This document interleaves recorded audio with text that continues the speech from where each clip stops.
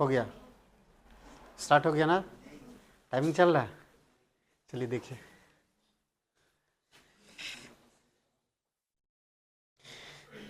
अब हल्ला वाला नहीं करो, हंसना हंसना कुछ नहीं, ठीक है ना। हंसने के लिए कहेंगे तो हंसिए देगा। चलो हंसो तो, हंसो तो ध्यान सुनो। तो हम लोग देख रहे थे किसके, हम लोग देख रहे थे एसिड के ऊपर बात कर रहे थे, अम्लों के ऊपर बात कर रहे थे कि अम्लों के बारे में सबसे पहले बताने वाले, है ना, सॉरी, इनके ऊपर सबसे पहले परिभाषित करने वाले थे आर्हीनियस, ठीक है। और आर्हीनियस थे, और ब्रॉन्स्टेड एंड लूडी थे, और एक लुईस थे। तो इन्होंने 3 अलग अलग समय पे अलग अलग इनकी अवधारणाएं दी, है ना, अम्लों के ऊपर। तो जिसमें से सबसे पहले आर्हीनियस जो थे, इन्होंने अम्ल की परिभाषा दी थी। और क्या परिभाषा दी थी, तो अम्ल की परिभाषा इन्होंने दी थी कि वे पदार्थ कि वे पदार्थ जो क्या होंगी, वे पदार्थ जो स्वाद में खट्टा होंगी, ठीक, वे पदार्थ जो स्वाद में खट्टा होंगी। ये तो सदियों से चली आ रही अम्ल की परिभाषा थी, ठीक है, ये सदियों से चली आ रही अम्ल की परिभाषा थी। लेकिन आर्हीनियस परिभाषा जो दिए थे, उस परिभाषा में ये दिए थे कि ऐसे विलयन जिनमें क्या होंगी, जिनमें होगी हाइड्रोजन जो है आयन देंगी, हाइड्रोजन आयन देंगी। जब अम्ल को किस में घोला जाएगा, अम्ल को घोला जाएगा जल में, यानी कि अम्ल और जल का जब समांगी मिश्रण होगा, तो इसके दौरान अम्ल सब के सब घुलने के बाद हाइड्रोजन आयन प्रदान कराएगा, ठीक, H आयन प्रदान कराएगा। और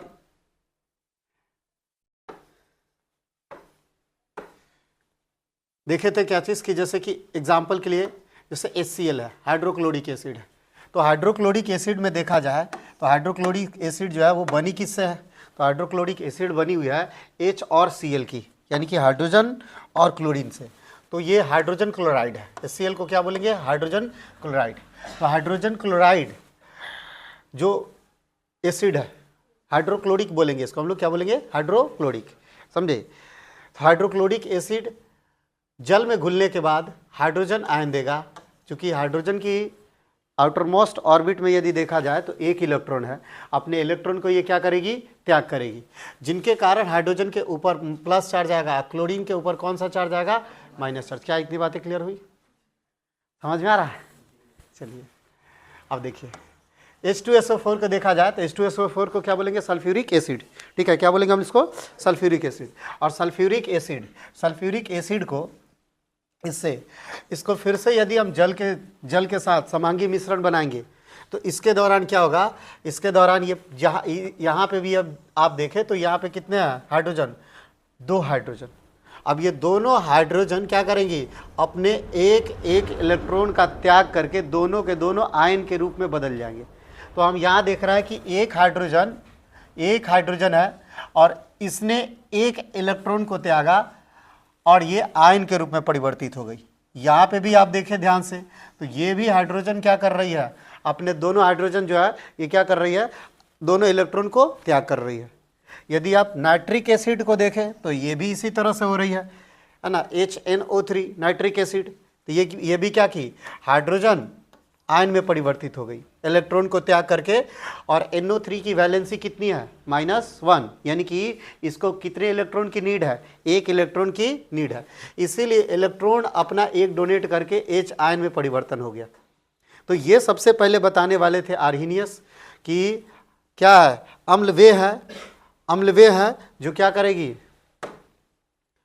अम्ल वे है जो अपने इलेक्ट्रॉन का, हाइड्रोजन अपने इलेक्ट्रॉन का त्याग करके, ठीक है ना, जलीय विलयन में हाइड्रोजन अपना एक इलेक्ट्रॉन को त्याग करके आयन के रूप में परिवर्तित हो जाएगी। इसको बताने वाले थे आर्हीनियस। तो ये थी अम्ल की परिभाषा आर्हीनियस के अनुसार, ठीक है। उसके बाद और भी देखिए आगे अम्लों के बारे में और कुछ जानिए। तो अम्ल की देखा जाए तो अम्ल क्या करती है, अम्ल जो है नीले लिथमस पत्र को ये क्या कर देगी, लाल में परिवर्तित कर देती है। और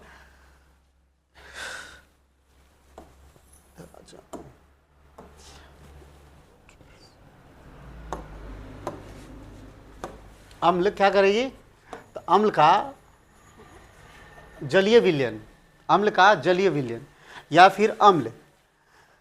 इस अम्ल में यदि आप लिटमस पेपर को डालेंगे, ठीक है, लिटमस पेपर, और लिटमस पेपर बनी किसकी होती है, तो लिटमस पेपर लाइकेन की बनी होती है, ठीक है, लाइकेन की बनी होती है। लाइकेन क्या है, तो लाइकेन एक, है ना, लाइकेन एक शैवाल और कवक का क्या है, मिश्रण है, समांगी मिश्रण है शैवाल और किसके, कवक का। तो शैवाल और कवक से ही मिलके बनी होती है क्या चीज, लाइकेन। क्या इतनी बातें समझ में आ रहा ना। अब इसी लाइकेन से क्या बनाए जाते हैं, तो लिटमस पेपर। ध्यान सुनो, लाइकेन बनी किसकी है, शैवाल और कवक की। तो शैवाल और कवक के मिश्रण को लाइकेन बोलते हैं। और इसी लाइकेन को जब हम लोग सुखा देते हैं तो पेपर का एक रूप दे देते हैं, ठीक है, एक पेपर का रूप देते हैं। आप कॉपी का जो पेपर आपका, उसी का ये रूप दे देते हैं। तो ये जो पेपर है लिटमस पेपर, ये अलग है, ये लिटमस पेपर अलग है, इनको लिखने के इस्तेमाल में नहीं लाते हैं, जबकि इसका प्रयोग हम लोग लाते किस में है, इसका प्रयोग हम लोग अम्लों की और क्षारीयता की, अम्ल और क्षारीयता की जांच करने के लिए हम लोग इसका उपयोग करते हैं कि भाई कौन सा अम्ल है और कौन क्षार है, ठीक है, कौन एसिड है और कौन बेस है। इनकी पहचान के लिए इसके हम इस्तेमाल करते हैं, इसका इस्तेमाल करते हैं, इंडिकेटर के रूप में इस्तेमाल करते हैं, यानी कि सूचक के रूप में। तो इस बात को समझेंगे, लिटमस पेपर क्या है, तो लिटमस पेपर एक इंडिकेटर है। क्या, एक इंडिकेटर। इंडिकेटर का मतलब क्या होगा, सूचक। क्या होगा, सूचक। तो ये एक इंडिकेटर है, यानी कि एक इंडिकेट कराएगी कि कौन एसिड है और कौन बेस है। कौन, लिटमस पेपर, जो बनी किसकी है, लाइकेन की। ये भी किसकी बनी है, शैवाल और कवक की। क्या इतनी बातें समझ में आ रहा। यदि आप शैवाल को देखना चाहे तो आपको शैवाल दिखाते हैं कि शैवाल किस तरह का दिखता है। शैवाल, शैवाल कैसा दिखता है।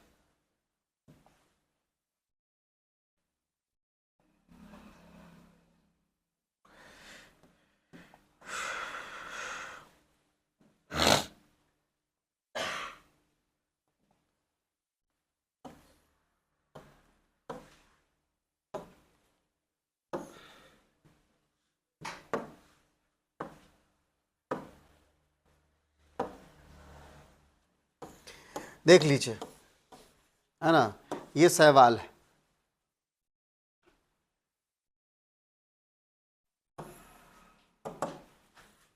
ये दिख रहा है ना।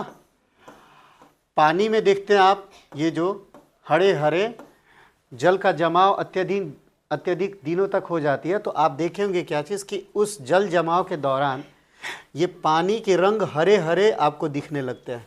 तो ये किसके कारण, शैवाल के कारण। क्या ये बातें समझ में आ रहा ना। तो ये शैवाल है। और दूसरा, यदि आप देखा है कवक, ठीक है, कवक यदि देखना चाहे तो कवक भी देख लीजिए। कवक क्या है,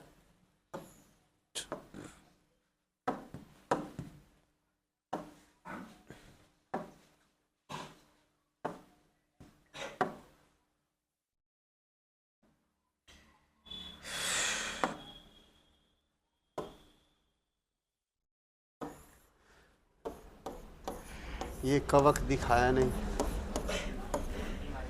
हाँ, क्या चीज बोल रहे हैं। अच्छा,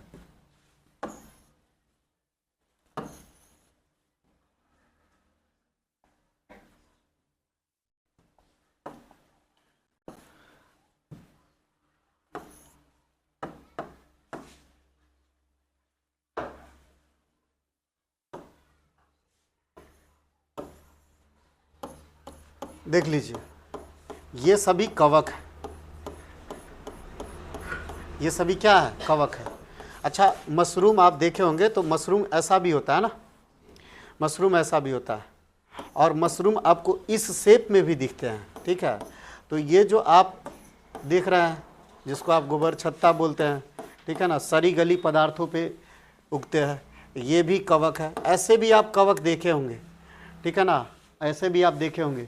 बरसात के दिन में जब लकड़ियाँ, है ना, जब डिकम्पोज होने लगती है, यानी कि सड़ने लगती है, तो इनके ऊपर ना कवक ही इनको डिकम्पोज करा रहा है, यानी कि सड़ने में मदद कर रही है। ये सभी के सभी कवक ही है। तो इन्हीं के मिश्रण से ही बनाई जाती है, ठीक है, इन्हीं सब के ये मिश्रण, कवक की भी कई सारी प्रजाति है, ये सभी के सभी उन्हीं के प्रजाति। ये वाला कवक आप देखे होंगे, देखे है ना, देखे है। अब ये क्या होती है, फूटने के बाद यही कवक फूटेंगी और फिर इनकी क्या होंगी, वृद्धि होंगी। तो चलिए, हम इसको नहीं देख रहे हैं, हम लोग केवल और केवल देख रहे हैं किसको, हम लोग देख रहे हैं लिटमस पेपर किसकी बनी है, इसके ऊपर बात कर रहे थे।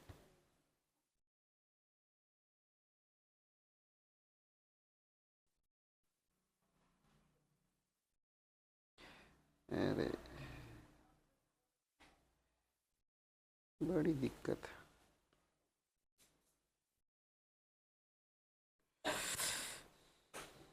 स्क्रीन कास्ट इसका, please select your device to first. Back करने पर नहीं, ये कट हो जा रहा है। 9220220220 डन। Okay, mirroring, yes.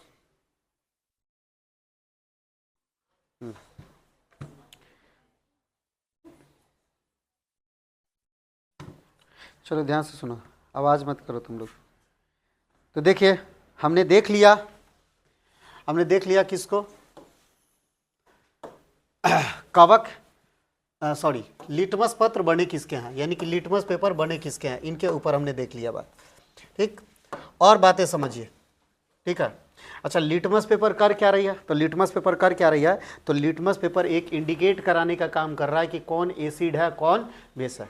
ठीक है, आपके सामने हम कुछ है ना लिक्विड को रखे हैं, देख लीजिए, ये लिक्विड है, ये सब के सब लिक्विड है।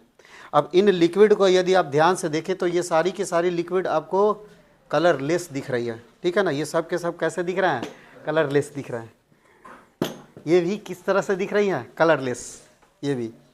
तो हमारे पास कई सारी लिक्विड है और ये सारी की सारी लिक्विड आपको कलरलेस दिख रही है, ठीक। एडिटिंग करना ही पड़ेगा, समझे, दूसरा कुछ उपाय नहीं, एडिटिंग करना ही पड़ेगा, काट काट के हटाना पड़ेगा। ध्यान से सुनो, तो ये सब के सब लिक्विड है, लेकिन इस लिक्विड में यदि मान के चलिए कि ये तुम लोग को कल से ना तुम लोगों को ये मास्क पहन के आना है, इतना केवल आँख दिखाई दे, ठीक है। मैं क्लास में डिस्टर्ब कर दोगे तो फिर वीडियो बनेगा नहीं, समझे। सिमी, मुँह बंद करके रखो, हंसो मत ज़्यादा, समझी, ज़्यादा नहीं हंसो, बनाने दो वीडियो, ठीक है, बाद में हंस लेना। क्या चीज़, सुनिए, ध्यान से सुनिए। तो हम क्या पढ़ रहे हैं कि ये जो लिक्विड है, ठीक है, ये जो लिक्विड है, ये कैसे पता चलेगा कि ये एसिड है, ठीक है। यदि इस पे लेवल लगा हुआ है तो हम कह सकते हैं क्या चीज़, लेवल के अनुसार इस लेवल को पढ़ सकते हैं कि भाई है ना, ये जो है एसिड स्प्रिट है या फिर एल्कोहल है, ये बोल सकते हैं, या फिर C2H5OH, ठीक है। अच्छा, C2H5 को हम लोग बोलते क्या है, बताइए। C2H5OH को क्या बोलेंगे, मेथेनॉल या एथेनॉल, एथेनॉल बोलेंगे, ठीक है। और यही वो स्प्रिट है जिनका यूज़ किया जाता है किस में, जिनका यूज़ किया जाता है ड्रग्स यानी कि मेडिसिन यानी कि दवाइयों के रूप में, और इनका पेय शराब के भी रूप में इसका इस्तेमाल किया जाता है। तो ये अल्कोहल है। उसी तरह से ये लिक्विड, ये जैसा है सेम लिक्विड ये भी है। और ये लिक्विड आप देखें तो ये लिक्विड सल्फ्यूरिक एसिड है, यानी कि अम्ल, जो कि टॉपिक आपका चल रहा है अम्ल। तो इनकी पहचान कैसे की जाएगी कि ये एसिड है, तो हम देखें क्या है, हम क्या देखे हैं कि एसिड की पहचान ये है कि यदि आप, यानी कि अम्ल की पहचान ये है कि इसमें यदि आप नीले लिटमस पत्र को डालेंगे, ठीक है, यदि आप इनमें नीले लिटमस पत्र को डालेंगे किस में, तो एसिड में यानी कि अम्ल में, तो आपको नीले लिटमस पेपर लेना है और इसमें क्या करना है, डालना है। देखिए, तो इसमें पेपर होगा, ये रहा, ठीक है, ये रही क्या चीज़, पेपर। और मेरे पास दो पेपर है, ये ब्लू लिटमस पेपर है, ठीक है, ब्लू लिटमस पेपर है। अच्छा, इसमें और एक लिटमस पेपर होगा, रेड नहीं है, चलिए देखिए, कोई बात नहीं है, हम ब्लू से ही रेड बना लेंगे, ठीक। तो ध्यान से सुनेंगे कि जो नीले लिटमस पेपर है, और इस नीले लिटमस पेपर को जब आप एसिड में डालेंगे तो ये नीले लिटमस अब नीला नहीं रहेगा, ये कन्वर्ट हो जाएंगी नीला किस में, नीला किस में कन्वर्ट हो जाएंगी, लाल में। ये केवल और केवल किसके साथ होगा, एसिड के साथ, ऐसा होता है। यदि हम है ना एक आपको डेमो करके दिखा है, ठीक है, तो आप ध्यान देंगे कि मेरे पास जो है ना ये लाइकेन से ना बनी हुई लिटमस पेपर है, ठीक है। लाइकेन किसके, सॉरी, लिटमस पेपर बने किसके होते हैं, बताइए जल्दी फटाफट। लाइकेन, और लाइकेन भी किसकी बनी होती है, कवक और शैवाल की। तो आपके सामने हम ले रहे हैं क्या चीज़, आपके सामने ले रहे हैं हम, है ना, एसिड। वो कौन सा एसिड है, सल्फ्यूरिक एसिड, ठीक है। आप ध्यान से इसको करेंगे, ठीक है, क्योंकि एसिड खतरनाक होता है, ठीक है, क्योंकि ये उतने ज़्यादा खतरनाक नहीं है, ये डाइल्यूटेड है, ठीक है। डाइल्यूटेड यानी कि कहने के लिए हम इसको तनु बनाए हैं, यानी कि वीक किए हैं, और वीक किया गया है किसको, तो इनमें जल के अणु भी इनमें शामिल है, यानी कि जल की मात्रा भी इनमें है, इसके कारण ये वीक है, ठीक है। तो ये उतने हानिकारक नहीं है। यदि आप सल्फ्यूरिक एसिड ले और यदि ये त्वचा पे आपके गिर जाए, यानी कि स्किन पे, तो आपका स्किन जो है बर्बाद हो जाएगा, डैमेज हो जाएगा, खराब हो जाएगा, जल जाएंगी। तो इतना ज़्यादा ये स्ट्रॉन्ग नहीं है, ठीक है, लेकिन फिर भी ये स्ट्रॉन्ग ही है, ठीक है। कब खुलेगा, खोलो जल्दी, कल सुबह पनवेल निकलना है। अब देखो ध्यान से, ये एसिड को देखो, यदि हम जैसे ही नीचे गिराएंगे तो देखो ना क्या इसको हलचल करेगी, दिख रहा है, ये पूरा मिट्टी को क्या कर रही है, मिट्टी से बुलबुले निकलने लगे, ठीक है ना, मिट्टी को पूरा ऐसा लग रहा है कि खदका दिया। तो आप इस एसिड में यदि आप क्या करेंगे, देखिए ये उतना ज़्यादा इफेक्टिव नहीं है, ठीक है ना, ये उतना ज़्यादा इफेक्टिव नहीं है, हाथों में लगी है, लेकिन उतना ज़्यादा इफेक्टिव जो है ये नहीं है। ऐसा क्यों नहीं है, क्योंकि ये डाइल्यूटेड है, ठीक है, स्ट्रॉन्ग नहीं है। स्ट्रॉन्ग यदि लिए होते, यदि स्ट्रॉन्ग एसिड अपने हाथों से छुए होते तो मेरा हाथ पूरा का पूरा जल गया होता, ठीक है। तो हम क्या करने जा रहे हैं कि इस एसिड के साथ हम क्या करेंगे, इस लिटमस पेपर को हम डालेंगे।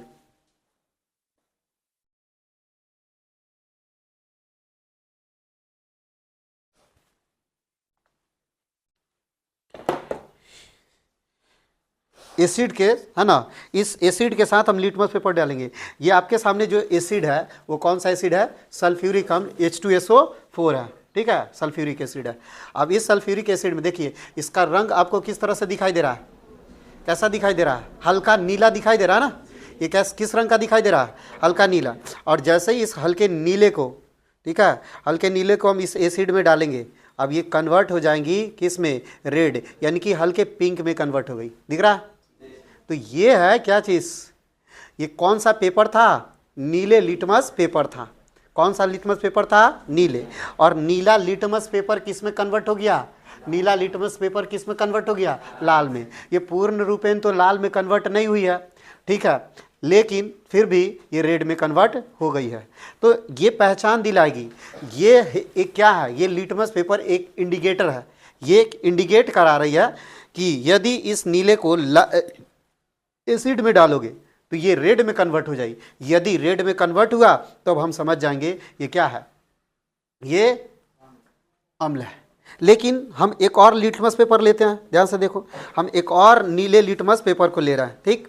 अब इस नीले लिटमस पेपर को हम क्या करेंगे, पानी के साथ डाल के देखेंगे क्या ऐसा उसके साथ ऐसा होता है। तो देखेंगे क्या चीज़ कि जैसे ही हमने पानी के साथ डाला, ठीक है, तो इनमें कोई चेंजेस आपको दिखा नहीं, ठीक है, इनमें कोई चेंजेस नहीं दिखा।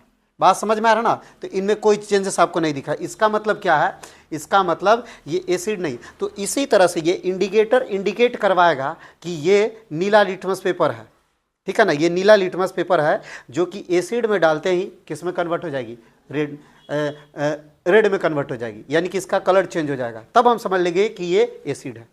पानी में डाले कोई चेंजेस नहीं हुआ, लेकिन इसी नीले लिटमस को पानी में डालने के बाद हम किस में डालने जा रहे हैं, अब इसी को डालने जा रहे हैं फिर से एसिड में। देखना क्या चीज़, इसके कलर चेंज हो जाएगा, देखो इसके कलर चेंज हो जाएगा।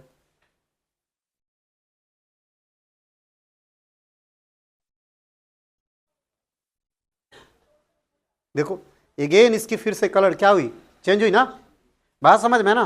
अब पानी में डाले तो कोई चेंजेस नहीं है, लेकिन वही आप किस में डालें, एसिड में, तो ये किस में कन्वर्ट होगी, किस में, रेड में। तो ये क्या है, ये एक इंडिकेटर है जो कि पहचान करवाएगी कौन एसिड है कौन बेस है। अच्छा चलो, इसी नीले जो कि नीला लिटमस, ठीक है ना, यानी कि ब्लू लिटमस पेपर रेड में कन्वर्ट हुई है। अब इस रेड लिटमस पेपर को हम किस में डालेंगे, बेस में, ठीक है, बेस में डालेंगे। तो आपके सामने हम एक बेस ले रहा है और इस बेस जो है, ठीक है ना, चूंकि लिक्विड के फॉर्म में है यानी कि तरल अवस्था में है, ठीक है, तरल अवस्था में है। और ये जो लिक्विड है आपका कौन सा, सोडियम हाइड्रोक्साइड, ठीक है, सोडियम हाइड्रोक्साइड। तो हम लिक्विड इस बार ले रहा है सोडियम हाइड्रोक्साइड, ये नहीं निकलने वाली है, इसका यही निकल गया, कैसे निकलेगा, पूरा ही अंदर ही चला गया, निकलेगा क्या चीज़, छोड़ो हटा, अब इसको ध्यान से रखना पड़ेगा। चलिए देखिए, ये रेड लिटमस पेपर है, पहले ब्लू था, ब्लू रेड में कन्वर्ट हुई है, किसके कारण, एसिड के कारण, यानी कि अम्ल के कारण। और जैसे ही इसको हम डालेंगे किसमें, बेस में, अब ये देखो बेस के कारण ये फिर से किस में कन्वर्ट हो गई, समझ में आ रहा ना। और फिर इसी पेपर को फिर से हम किस में डालेंगे, किस में डालेंगे, एसिड में, देखो फिर से ये किस में कन्वर्ट हो गई। तो ये चेंजेस है, ये परिवर्तन है। क्या इतनी बातें क्लियर हुई। तो आज तुमने इस लैब में क्या सीखा, आज इस लैब में तुमने क्या सीखा, बताओ क्या सीखा। यदि आपके सामने ब्लू लिटमस पेपर है और इस ब्लू लिटमस पेपर को आप किस में डालेंगे, एसिड में डालेंगे, तो एसिड में डालते ही ये क्या हो जाएगा, बताओ, एसिड में डालते ही नीले लिटमस पेपर किस में कन्वर्ट हो जाएगा, लाल में कन्वर्ट हो जाएगा। लेकिन यदि नीले को लेके, है ना, सॉरी, यदि लाल लिटमस पेपर को फिर से लेके उसी लाल लिटमस पेपर को लेके यदि आप बेस के साथ डालेंगे तो क्या हो जाएगा, ये इस बार जो कन्वर्ट हो जाएगी वो किस में कन्वर्ट होगी, नीले में कन्वर्ट हो जाएंगी। क्या इतनी बातें समझ में आया। लेकिन एक बात समझो, यदि आप लाल लिटमस पेपर लेके अम्ल में डालोगे तो कोई चेंजेस नहीं आएगा। क्या इतनी बातें क्लियर। आपके सामने क्या हो, लाल लिटमस पेपर, और उस लाल लिटमस पेपर को लेके तुम किस में डालना, एसिड में डालो, तो लाल को एसिड में डालोगे तो कोई चेंजेस नहीं आएगा। वो रेड है, अब क्या चेंजेस हो सकती है, तो रेड का रेड ही रहेगी। बात समझ में आ रहा ना। और ब्लू को लेके किस में डालो, बेस में, देखना क्या चीज़, उसमें कोई चेंजेस नहीं आएगा। फिर से इस प्रेडिकल को हम करके दिखाते हैं तुम्हारे सामने, ठीक है। ये रेड लिटमस पेपर है, ठीक है, ये एसिड के कारण रेड हुआ है। लेकिन यदि हम इसी को अदर एसिड में डालें, हम जो एसिड लिए थे आपके सामने सल्फ्यूरिक एसिड लिए थे, अब लेने जा रहे हैं कौन सा, हाइड्रोक्लोरिक एसिड, ठीक है, हम लेने जा रहे हैं हाइड्रोक्लोरिक एसिड। अब ये भी एसिड है, वो भी एसिड था, ये भी एसिड है, दोनों एसिड है। कलर सबका देख लीजिए, ये भी नहीं होगा।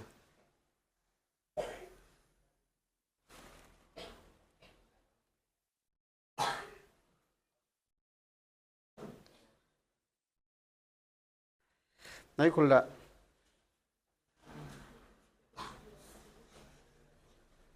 इसका यही निकल जा रहा है।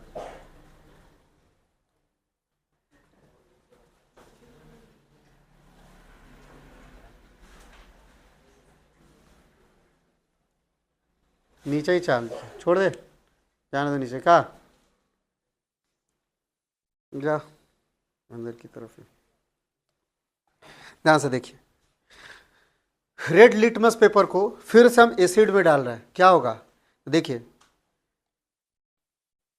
इसमें क्या हुआ, रेड, क्या चेंज हुआ, इसमें कोई चेंजेस नहीं है।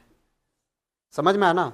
यानी कि एक बात और भी सीखे, क्या सीखे, रेड लिटमस पेपर को यदि हम एसिड में डालें तो कोई चेंजेस नहीं होगा। यदि आपके एग्जाम में यदि क्वेश्चन पूछ दिया जाए, बताइए मेरे पास रेड लिटमस पेपर है और इस रेड लिटमस पेपर को हम लेके किस में डालें, एसिड में डालें, तो बताओ क्या चेंजेस होगा या नहीं होगा। क्या red litmus paper red litmus paper blue में कन्वर्ट होगा नहीं। ये कब कन्वर्ट होगी, जब इस रेड को किस में डालेंगे, एसिड में या बेस में, बेस में डालेंगे, तब जाके ये कन्वर्ट होगी। देखो मेरे पास बेस है, इस बेस में डालेंगे, देखो इसका चेंजेस कलर आएगा, यानी कि कलर में बदलाव आएंगी। अच्छा ये क्या लिए थे हम, ये क्या लिए थे, सोडियम हाइड्रोक्साइड, सोडियम हाइड्रोक्साइड। देखो सोडियम हाइड्रोक्साइड लिया, अब इस सोडियम हाइड्रोक्साइड में डालते यानी कि बेस में लिए थे, देखो ये किस में कन्वर्ट हो गई, नीचे का। ऊपर देखो, ऊपर ये ब्लू का ब्लू ही सॉरी ये ब्लू का ब्लू रह गया, ऐसा क्यों, क्योंकि उसमें बेस नहीं गया है, ठीक है ना, उसमें बेस नहीं गया है। चाहो तो उसमें इसको भी आप ये कन्वर्ट कर सकते हो।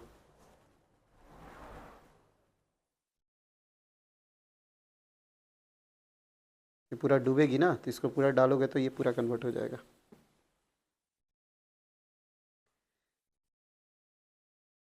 को सब कन्वर्ट हो गई, सब कन्वर्ट हो गई किस में, ब्लू में। तो इस तरह से मेरा ब्लू लिटमस बन के तैयार हो गया, ठीक है, ये ब्लू लिटमस बन के तैयार हो गया। तो लिटमस पेपर जो बनाया गया होगा, आप सोचो कि कैसे बनाया गया, ब्लू लिटमस कैसे बनाया गया होगा, रेड लिटमस कैसे बनाया गया, आप सोच समझ सकते हैं आप, ब्लू लिटमस कैसे बनाया गया। तो लाइकेन का जो है, लाइकेन मतलब किसके मिश्रण, कवक और शैवाल के मिश्रण। जब इन कवक और शैवाल के मिश्रण को आप, है ना, जब उनको लेके किस में डाल दिया गया होगा, बेस में डाला गया होगा, जिनके कारण किस में कन्वर्ट हो चुकी होगी, वो ब्लू में। समझ में आ रहा ना, वो किस में कन्वर्ट हो चुकी होगी, ब्लू में। तो इस तरह से ब्लू लिटमस बन के तैयार। लेकिन अब बनाना क्या है, रेड लिटमस पेपर। इसको कैसे बनाई गई होगी बताओ, इसको लेके किस में डाली गई होगी, एसिड में, तो ये किस में कन्वर्ट हो चुकी होगी, तो यहाँ से दो लिटमस पेपर बन के तैयार। अब इनको आपस में रेड से ब्लू या ब्लू से रेड में कन्वर्ट करना होगा, तो इनके सॉल्यूशन को चेंज करके देखो, देखना क्या चीज़, उनके कलर में भी चेंजेस आएगा। ये थे क्या चीज़, इंडिकेटर, ठीक है, ये थे इंडिकेटर। तो ये क्या है, एक प्राकृतिक सूचक तो नहीं है, मतलब कि ये इंसान द्वारा बनाई गई है ना, ये इंडिकेटर है, ह्यूमन इसे बनाई है। समझ में ना, इन दोनों को मिश्रण करके शैवाल और कवक को मिला के लाइकेन बना है, वो ह्यूमन बनाई हुई है। क्या इतनी बातें क्लियर। अब आते हैं और आगे पढ़ते हैं, अम्लों के बारे में और जानते हैं। अम्ल की यदि देखा जाए तो पोटेंस के देखा जाए, यानी कि पोटेंस, इसकी पोटेंशियल के ऊपर बात किया जाए, पोटेंस ऑफ हाइड्रोजन या पोटेंशियल ऑफ हाइड्रोजन, ठीक है। तो आप इसको पोटेंस ऑफ हाइड्रोजन बोलिए तब, या फिर पोटेंशियल ऑफ हाइड्रोजन बोलिए तब, या फिर पावर ऑफ हाइड्रोजन बोलिए तब। तो पावर ऑफ हाइड्रोजन, देखो हमने, मेरे पास जो पेपर था, इस पेपर से हमें केवल इतना पता चल पाया है, ठीक है ना, कि कौन एसिड है कौन बेस है, बस इतना पता चला है। इंडिकेटर हमें बता दिया कि कौन एसिड है कौन बेस है, कलर चेंज हुआ पता चल गया। वही पानी में डाल रहे थे, कोई चेंजेस नहीं। आज जब डाले थे पानी तो कोई चेंजेस, मतलब वो पानी है, आप आराम से उसे पी सकते हैं। लेकिन चेंजेस आए तो पी नहीं सकते हैं आप, यानी कि वो एसिड या तो बेस होगा। समझ में आना, और एसिड और बेस को नहीं पीते हम लोग, आई बात समझ में। आप पेय के रूप में, यानी कि पीने के युग में पानी है आपके लिए। एल्कोहल भी पीते हैं, लेकिन वही एसिड और बेस हम नहीं लेते हैं। समझ में ना, एसिड और बेस डायरेक्ट उतना लिक्विड हम नहीं लेते हैं। अब भोजन खाते हैं तो उस दौरान यदि जा रही है, जैसे कि नींबू खाए तो उसमें एसिड जा रही है। अब देखो, अब नींबू में जो है वो सिट्रिक, वो खट्टे फल है, उनको भी निकालो, वो भी एसिड है, उनमें भी लिटमस पेपर डालो, देखो चेंज होगा। ब्लू डालो और उनसे एसिटिक एसिड निकालो और इधर डाल के देखो, उसमें देखना क्या चीज़ कि वो क्या हो जाएगा, कलर में चेंजेस आएंगे, बदलाव आएगा। बताओ क्या इतनी बातें समझ में आए। यदि अम्ल के ऊपर और बात करें, एसिड के ऊपर और बात करें, तो एसिड क्या है, एसिड ध्यान से देखो,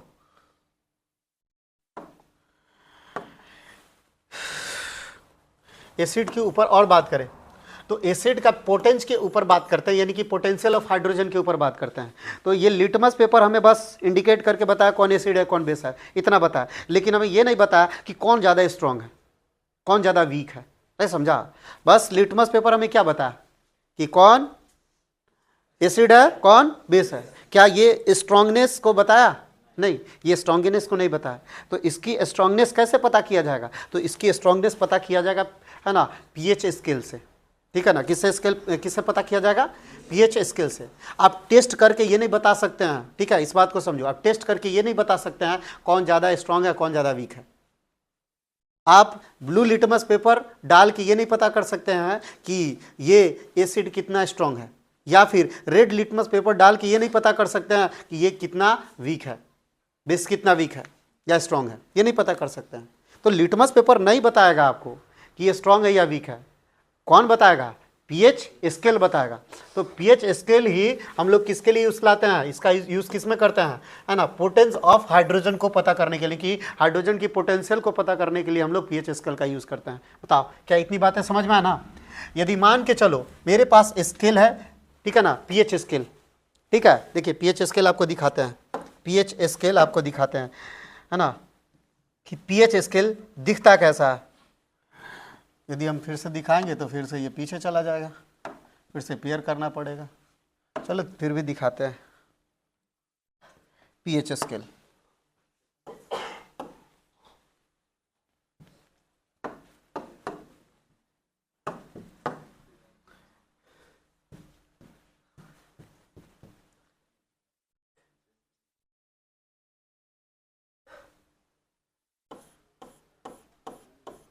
देख लो, ये पीएच स्केल का क्या है, इमेज है। ये पीएच स्केल का क्या है, इमेज है, ये सभी समझे। ये देख लो,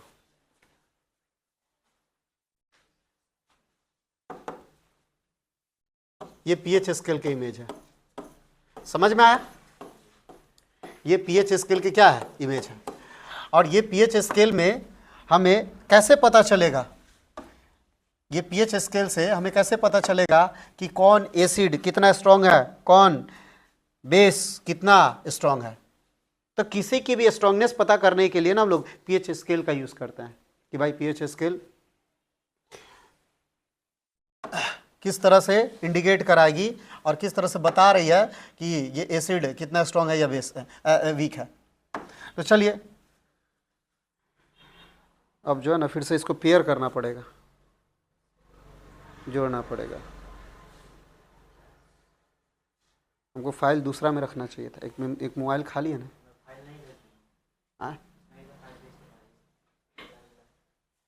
पढ़ा सकते हैं। मिररिंग हुआ, चलो देखो सब। अब देखो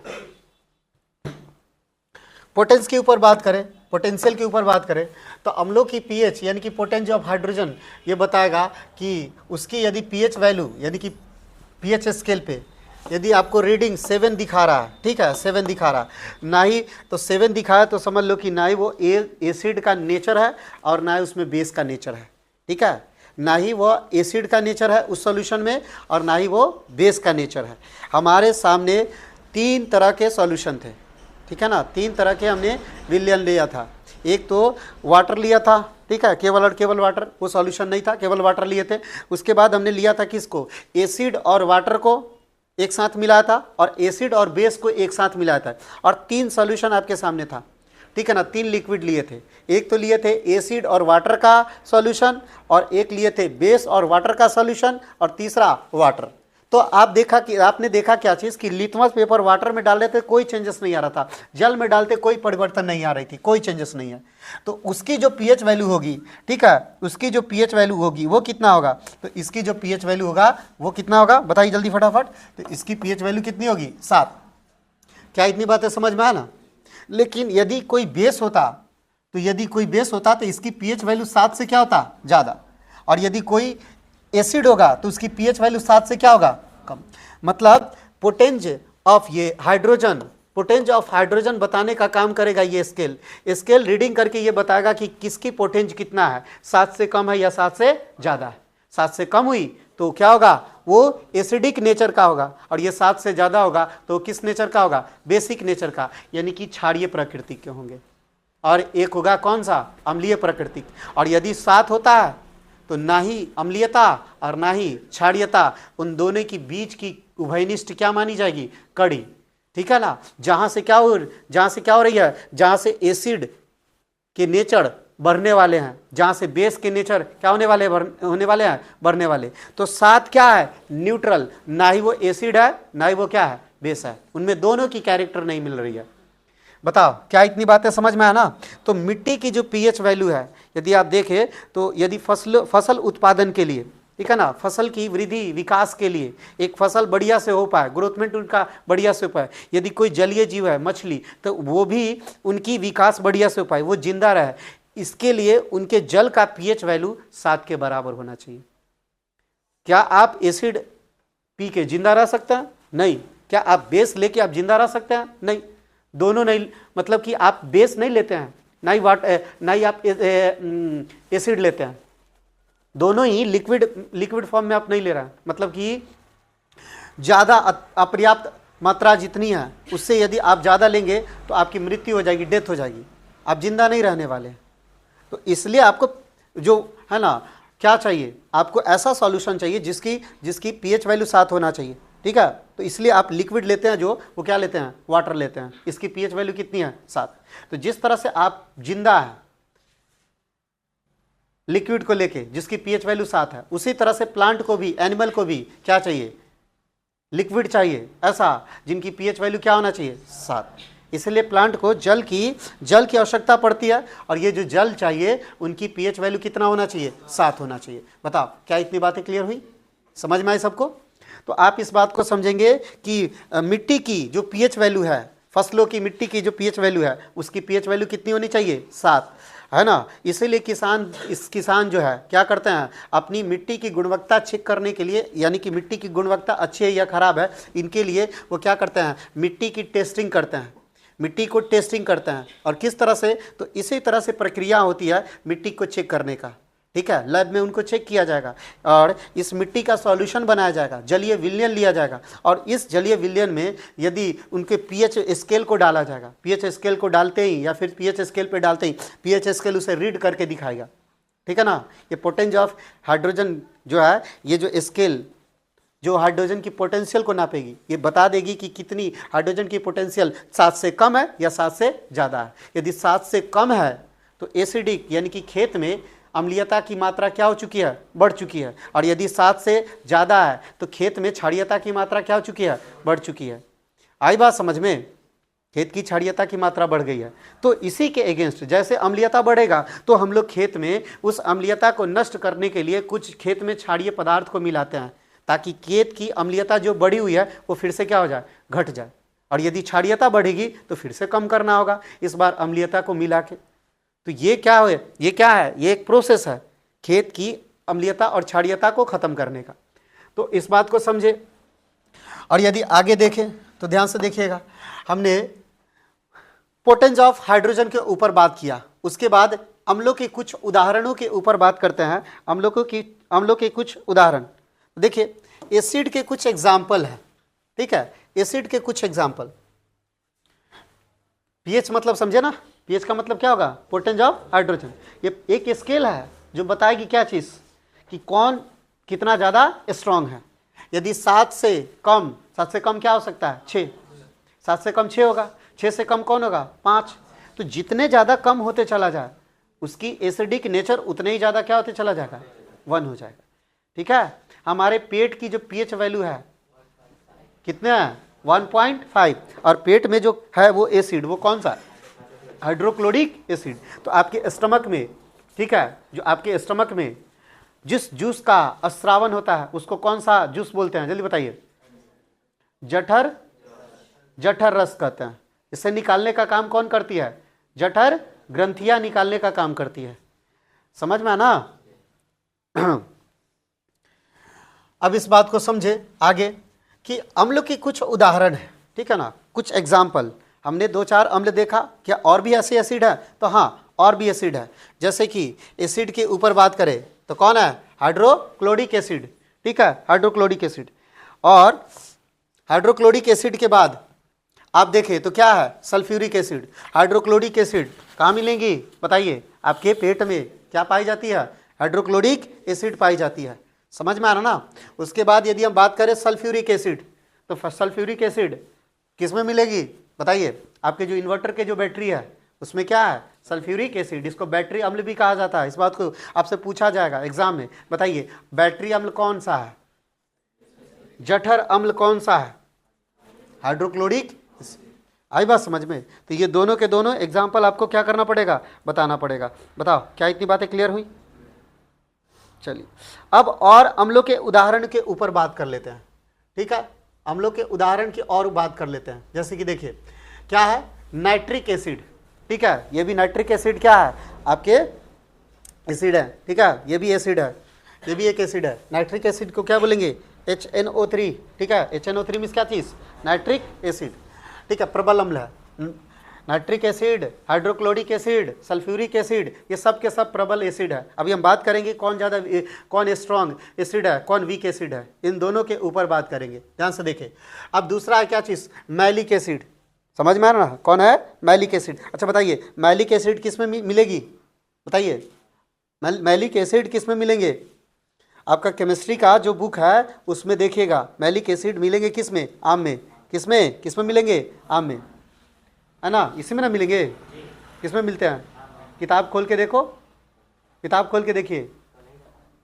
मैलिक एसिड आपको किस में मिलेगा, आम में आपके क्या मिलेंगे, मैलिक एसिड। क्या दिक्कत है, अरे बोलो, उसमें नहीं मिलता है। नहीं बोली है तो यही तो दिक्कत है, बोलो। ठीक है, नहीं बोलेगी तो ये तो दिक्कत है। अब नहीं बोलेगी, वहां देखो किस में मिल रहा है, वहां दिया चार्ट है ना। तो मैलिक एसिड आपको किस में मिलेगा, आम में मिलता है। ठीक है, उसके बाद देखिए, उसके बाद टाट्रिक एसिड। टाट्रिक एसिड आपको किस में मिलेगा, है ना, इमली में। किस में मिलेंगे, इमली में। तो इमली में आपको टाट्रिक एसिड मिलेंगे। टमाटर में टाट्रिक नहीं होता है, टमाटर में होता है ऑक्जेलिक एसिड। क्या होता है, ऑक्जेलिक एसिड। इस बात को समझे। तो टमाटर में ऑक्जेलिक एसिड होता है, जबकि इमली में कौन सा होगा, इमली में कौन सा होगा, बताइए। क्या लिख दे हम, क्या लिख दे हम यहाँ पे, याद कर लोगे ना तुम लोग। चलिए ठीक है, मैलिक एसिड किस में मिलेगा, आम में। टाट्रिक एसिड किस में मिलेगा, इमली में। क्या लिख देते हैं हम यहाँ पे, लिख दे या ना लिखे, लिखा हुआ है, चलिए ठीक है, तो नहीं लिखते हम। अब देखिएगा ऑक्जेलिक एसिड। ठीक है, ऑक्जेलिक एसिड, ऑक्जेलिक एसिड किस में मिलेगा, टमाटर में। तो टमाटर में ऑक्जेलिक एसिड है, और इसी ऑक्जेलिक एसिड के कारण आपको स्टोन होता है। और आपके ब्लड में जो देखा जाए, यदि आप भोजन ले रहा है तो भोजन में, है ना, पोषक तत्वों में कई प्रकार के आप खनिज भी लेते हैं। उन खनिजों में बात किया जाए तो कैल्शियम की, तो कैल्शियम और यही ऑक्जेलिक एसिड, इस बात को समझेंगे। कैल्शियम और ऑक्जेलिक एसिड यही है, तो दोनों के मिलने के बाद बनती है क्या चीज़, कैल्शियम ऑक्जिलेट। ठीक है, कैल्शियम ऑक्जिलेट। और ये जो कैल्शियम ऑक्जिलेट क्या है, तो कैल्शियम ऑक्जिलेट एक पत्थर नुमा, स्टोन नुमा आकार का, यानी कि पत्थर जैसी एक संरचना बनाने लगेगी। क्या चीज़, कैल्शियम ऑक्जिलेट। ये कब बनेगी, जब कैल्शियम और ऑक्जेलिक एसिड चूंकि किस में मिलेंगी, टमाटर में। ये दोनों के दोनों, टमाटर खा रहे हैं तो ये टमाटर में ऑक्जेलिक एसिड है, आपने कैल्शियम लिया पोषण से, आप खा रहे हैं मटन चिकन या कुछ भी, तो उनके जो बोन है, उनकी जो अस्थि है, या फिर जो भी आप खनिज ले रहे हैं, तो इन्हीं खनिजों से ना, इसी कैल्शियम से तो आपकी बोन मजबूत हो रही है ना, हड्डी मजबूत हो रही है। हड्डी आप किसके कारण मजबूत होती है, कैल्शियम के। लेकिन हड्डियों का आकार, बोन्स का आकार किसके कारण होता है ना, बोन के आकार बढ़िया होता है किसके कारण, फास्फोरस के कारण। तो फास्फोरस आपके हड्डी का शेप बना रहा है, जबकि कैल्शियम आपकी हड्डी को क्या कर रहा है, मजबूत कर रही है। बात समझ में ना। सबसे ज़्यादा स्ट्रॉन्गेस्ट हमारे बॉडी में वो क्या है, बताइए। दांत का क्या चीज़, इनामेल। इनामेल सबसे ज़्यादा स्ट्रॉन्ग है, समझ में आया ना, इनामेल सबसे ज़्यादा स्ट्रॉन्ग है। अब इस बात को समझें कि ऑक्जेलिक एसिड और कौन सा, ऑक्जेलिक एसिड और कैल्शियम दोनों के दोनों मिलते हैं तो बनते क्या चीज़ है, कैल्शियम ऑक्जिलेट। और यही कैल्शियम ऑक्जिलेट जो कि हमारी किडनी, ठीक है ना, जो कि हमारी किडनी में जाके क्या होती है, स्टोर होने लगती है, जिनके कारण आपको क्या होगी, है ना, किडनी में स्टोन। आप सुने होंगे कि किडनी में स्टोन हो गई है, ठीक है ना, किडनी में स्टोन हो गई है, तो किसके कारण, कैल्शियम ऑक्जिलेट के कारण, कैल्शियम ऑक्जिलेट के कारण। और ये धीरे धीरे धीरे धीरे डिपॉजिट होने के कारण जमने लगेगी, और डिपॉजिट होते होते एक क्या हो जाएंगी, एक स्टोन का रूप ले लेगी, एक पत्थर का रूप ले लेगी। क्या इतनी बातें समझ में आ रही ना, तो ये स्टोन का रूप ले लेगी, और जो कि एक क्या होंगी, भीषण दर्द, बहुत ज़्यादा आपको पेन करेंगी, समझ में आया। और यही कैल्शियम ऑक्जिलेट कभी कभी है ना एक जगह और स्टोर होती है, बताइए कहाँ, पता है? लीवर के कहाँ पे, बताइए? लीवर से जुड़ी हुई एक ऑर्गन है, बताइए उसको बोलते हैं क्या चीज़? पित्ताशय। पित्ताशय को क्या बोलेंगे हम लोग, बताइए? Gall bladder. और गॉल ब्लेडर में भी क्या हो जाती है? स्टोन हो जाती है। इस बात को समझो, यानी कि गॉल ब्लेडर यानी कि पित्ताशय में भी स्टोन हो जाती है, वहाँ पे भी ये स्टोन डिपॉजिट होने लगेंगी, कैल्शियम ऑक्जिलेट। क्या इतनी बातें समझ में है ना? उसके बाद यदि बात किया जाए सिट्रिक एसिड, ठीक है ना, जितने भी खट्टे फल है, ठीक है, जितने भी खट्टे फल है, नींबू है ना, इनमें सिट्रस, जितने भी सिट्रस फल, उसको नींबू को बोला जाएगा सिट्रस फ्रूट, ठीक है ना, यानी कि इनमें मिलती क्या है आपको? सिट्रिक एसिड मिलती है। आई बात समझ में? संतरा आपको खट्टे लगते हैं ना, इनमें भी आपको सिट्रिक मिलेगी। आंवला ये भी फल है, आपको किसमें, इसमें भी क्या मिलेगी? सिट्रिक एसिड मिलेगी। बताओ क्या इतनी बातें समझ में आ रहा ना? फॉर्मिक अम्ल को ही बोला जाएगा क्या चीज़? Methanoic acid. फॉर्मिक अम्ल को क्या बोला जाएगा? Methanoic acid. और ये मेथेनोइक एसिड के कारण, फॉर्मिक एसिड के कारण ही है ना, यदि आपको चींटी कभी डंक मारे, ठीक है ना, चींटी के डंक में, उसके बाद स्कॉर्पियन यानी कि बिच्छू के जो डंक है, इन दोनों के डंक में, आई बात समझ में? नेटल स्टिंग, इन सभी के डंक में क्या है? नेटल स्टिंग देखे हैं पौधे, ठीक है, तो इन सभी के पौधों में ना क्या है कि ये फॉर्मिक एसिड मिल रही है। और यही है ना, यदि आपको लगा तो इनके कारण ये क्या होगी? आपको हल्के खुजली और दर्द भी महसूस होते हैं, ठीक है ना, ये होती है। तो चींटी यदि काट रही है और काटने के बाद यदि उनमें इन्फ्लेमेशन या सूजन आ रही है, तो किसके कारण? इस मेथेनोइक एसिड के कारण आ रही है। लेकिन इस वापस से सूजन ठीक भी होती है, ठीक है ना, ये सूजन क्या होगी? ठीक भी होगी। बताओ क्या इतनी बातें समझ में आ रहा ना? उसके बाद क्या है? लैक्टिक एसिड आपको इस किसमें मिलेगी? आपको मिलेगी, बताइए किसमें? दूध में और दही में, दोनों में क्या मिल रही है? Lactic acid. आई बात समझ में? हाँ। ज़्यादा किन में मिलेंगी? दूध या दही? दही में ज़्यादा मिलेंगी। ध्यान सुनो, अम्ल तथा क्षारों के बारे में तीन प्रमुख अवधारणाएं। तो ये अम्ल के बारे में था सारी की सारी चीज़ें, लेकिन अम्ल के बारे में और क्षार के बारे में, ठीक है, यानी कि एसिड के बारे में और बेस के बारे में, एसिड के बारे में और बेस के बारे में। क्षार क्या है? तो ध्यान सुना, क्षार किसको बोलेंगे? तो वाटर प्लस क्या चीज? बेस ही मिलके क्या बनाते हैं? क्षार बनाते हैं, ठीक है। आई बात समझ में? यानी कि जल और भस्म, क्षार को बोलते हैं क्या चीज? भस्म। जल और भस्म मिलके ही क्या बनाते हैं? क्षार बनाते हैं। यदि देख लो, सर्फ क्या है? तो भस्म है, लेकिन इसी सर्फ को जब हम पानी में घोलते हैं तो अब वो भस्म क्या बदल जाएगी? क्षार में परिवर्तित हो जाएगी। बताओ क्या इतनी बातें समझ में आ रहा ना? हाँ, ये क्षार में परिवर्तित हो जाएगी। तो अम्ल और क्षार के बारे में तीन प्रमुख अवधारणाएं दी गई थी, ठीक है, तीन बातें बताई गई थी, और तीनों अवधारणाएं देने वाले अलग अलग वैज्ञानिक का नाम था, ठीक है ना। तीन अवधारणाएं दिए थे और तीन वैज्ञानिक मिलके दे रहे हैं, ठीक है। कौन कौन? आर्हेनियस, ठीक है, आर्हेनियस, दूसरा ब्रॉन्स्टेड एंड लूरी। ये दो अलग अलग साइंटिस्ट थे जिन्होंने मिलके एक ही बात पे विचार किया था, मतलब कि अम्ल और क्षार के बारे में दोनों विचार किए थे, दोनों इसके ऊपर बात किए थे। उसके बाद कौन सा है? लुईस, है ना, Lewis acid and Lewis base, Lewis अम्ल और लुईस क्षार के ऊपर बात किए थे। तो इन सभी के ऊपर हम लोग एक एक बात करेंगे कि आर्हेनियस कौन थे, ठीक है, और उन्होंने अम्ल के बारे में क्या बताया था और क्षार के बारे में क्या बताया था। लेकिन बाद में चल के ब्रॉन्स्टेड और लूरी आए, उन्होंने ही आर्हेनियस की कही गई बातों पे, है ना, आगे विचार रखा कि अब जो है अम्ल की परिभाषा क्या होना चाहिए और क्षार की परिभाषा क्या होनी चाहिए। तो बाद में ब्रॉन्स्टेड और लूरी आते हैं, उसके बाद लुईस आते हैं, जो ये भी किसके ऊपर? अम्ल और क्षार दोनों के ऊपर बात करते हैं। बताओ क्या इतनी बातें क्लियर हुई? समझ में आ रही है?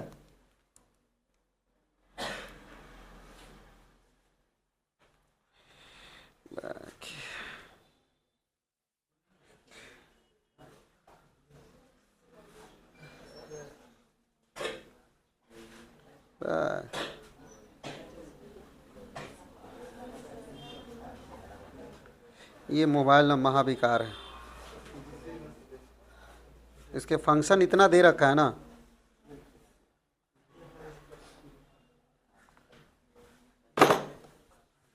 चलिए देखिए। तो सबसे पहले हम देखते हैं, ठीक है, सबसे पहले देखते हैं आर्हीनियस। आर्हीनियस जो बात बताए थे, इन्होंने क्या बताया था, देखो अब हम लोग पढ़ने जा रहे हैं आर्हीनियस के बारे में। थोड़ा नॉइस कम करो, आवाज़ कम करो, ध्यान से देखो। तो आर्हीनियस सबसे पहले जो बात बताए थे, इन्होंने अम्ल के बारे में बताया था। सबसे पहले ध्यान सुनो, आर्हीनियस ने सबसे पहले अम्ल के बारे में बताया था। और क्या बताया था, अभी हम लोग देखे हैं आर्हीनियस के बारे में, आर्हीनियस के बारे में देखे हैं, परिभाषा भी उन्होंने दिया था। क्या दिया था बताओ, अम्ल को किस में डालोगे, जल में। तो जल में डालते ही सारे जो अम्ल है वो हाइड्रोजन किस में परिवर्तित हो जाती है, हाइड्रोजन आयन में परिवर्तित हो जाती है। यानी कि हाइड्रोजन अपने इलेक्ट्रॉन का क्या कर देती है, त्याग कर देती है। समझ में आ ना, क्या कर देती है, त्याग कर देती है। ये बताने वाले कौन थे, आर्हीनियस। तो आर्हीनियस के बारे में समझेंगे। अम्ल, इनके द्वारा अम्ल की दी गई परिभाषा क्या दी गई थी, तो अम्ल वे पदार्थ है, ये बता रहे थे कौन, आर्हीनियस। अम्ल ये पदार्थ है, और कैसा पदार्थ है, जिन्हें जल में डाला जाएगा तो ये क्या करेंगी, हाइड्रोजन आयन में परिवर्तित हो जाएगी। समझे, किस में परिवर्तित हो जाएंगी, हाइड्रोजन आयन में परिवर्तित हो जाएगी, H+ आयन में परिवर्तित हो जाएगी। H+ आयन, प्लस मतलब धनात्मक, ठीक है, तो धनात्मक आयन में परिवर्तित हो जाएगी। कौन बात बताए थे, आर्हीनियस बताए थे। क्या इतनी बातें समझ में आना, तो देख लीजिए। हाइड्रोजन आयन का मतलब क्या हुआ, इस बात को समझे। हाइड्रोजन आयन का मतलब क्या हुआ, हाइड्रोजन आयन का मतलब हाइड्रोजन पहले, यदि देख लीजिए ये हाइड्रोजन एटम है, ठीक, ये हाइड्रोजन एटम है, समझिए, ध्यान सुनिए। ये हाइड्रोजन के एक परमाणु है। भाई हाइड्रोजन के एक परमाणु में कितने, ठीक है, हाइड्रोजन के एक परमाणु में कितने इलेक्ट्रॉन, हाइड्रोजन की एटॉमिक नंबर कितने हैं, एक। हाइड्रोजन की एटॉमिक नंबर एक है तो प्रोटॉन भी एक होगा और इलेक्ट्रॉन भी कितना है, एक। तो ये क्या किया, अब इसके पास एक इलेक्ट्रॉन है, ध्यान सुनो, इसने एक इलेक्ट्रॉन, इसके पास एक इलेक्ट्रॉन है। यदि ये किसी से एक इलेक्ट्रॉन लेती है तो ध्यान सुना, सेंटर में, यानी कि इसके सेंटर में देखा जाए, केंद्र में देखा जाए, तो इसके केंद्र और जो आउटर मोस्ट ऑर्बिट है, जितने चार्ज इनके न्यूक्लियस यानी कि सेंटर में होगा, समझे, उतने ही चार्ज उनके किस में होगा, इलेक्ट्रॉन में। जितने चार्ज प्रोटॉन पे उतने ही चार्ज किस पे, इलेक्ट्रॉन पे। एक चार्ज का मतलब आप समझते हैं, समझे कि नहीं, आई बात समझ में। एक इलेक्ट्रॉन पे जो कितना चार्ज होता है ये बात आप जानते हैं, एक प्रोटॉन पे भी कितना चार्ज होता है ये अभी बात आप जानते हैं। प्रोटॉन पे जो चार्ज होगा वो सबके सब कैसा चार्ज होगा, पॉजिटिव चार्ज, जबकि इलेक्ट्रॉन पे जो चार्ज होगा वो सारे के सारे कैसा चार्ज होगा, नेगेटिव चार्ज होगा। क्या इतनी बातें समझ में आया।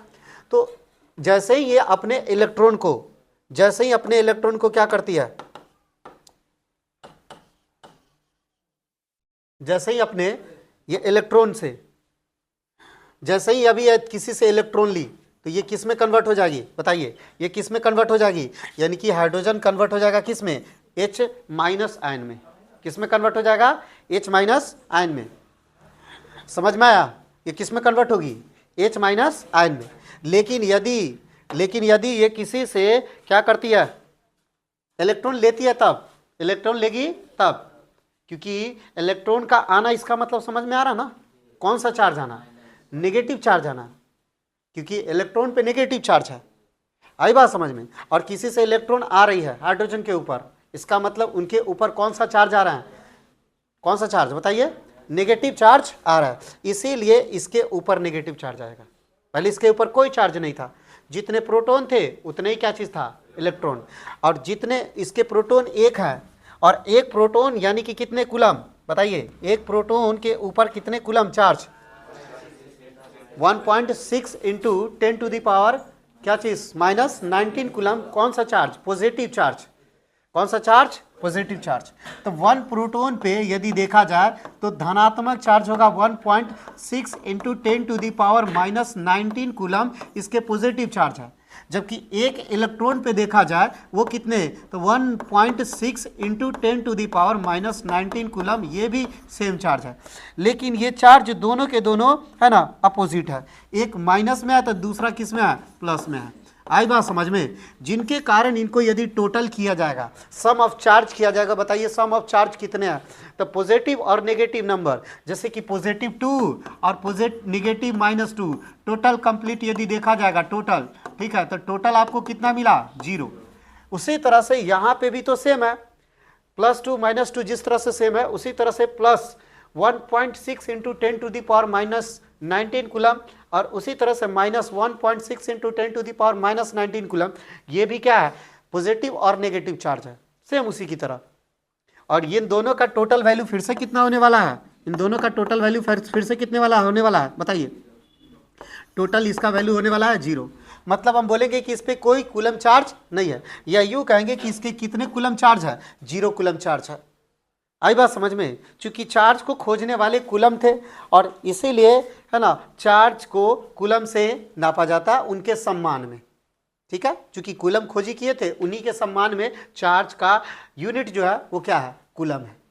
समझ में आ रहा ना, जैसे द्रव्यमान का मात्रक, ठीक है ना, द्रव्यमान को हम लोग केजी में नापते हैं, उसी तरह से लेंथ को हम लोग मीटर में नापते हैं, हर एक का यूनिट है। उसी तरह से चार्ज का भी एक यूनिट है, क्या चीज़, कूलम, ना समझे। आप टेम्परेचर को नापते हैं डिग्री सेल्सियस या फ़ारेनहाइट में, तो इसका भी यूनिट है। स्पीड को नापते हैं km/h में नापते हैं, है ना, तो सब चीज़ का अपना यूनिट है। उसी तरह से है ना प्रकाश को नापते हैं किस में, कैंडेला में, तो ये सब के सब उनके क्या है, मात्रक है। क्या इतनी बातें समझ में है ना। तो हर एक चीज़ का एक अपना एक यूनिट है, उसी चीज़ में यूनिट में नापे। अब देखो, आप तेल नापोगे या फिर पानी नापोगे तो किस में नापोगे, मिलीलीटर या लीटर में नापोगे, है ना। उसी तरह से इनको भी नापोगे तो किस में नापोगे, कूलम में मापोगे। क्या इतनी बातें सबको क्लियर हुई, समझ में आई।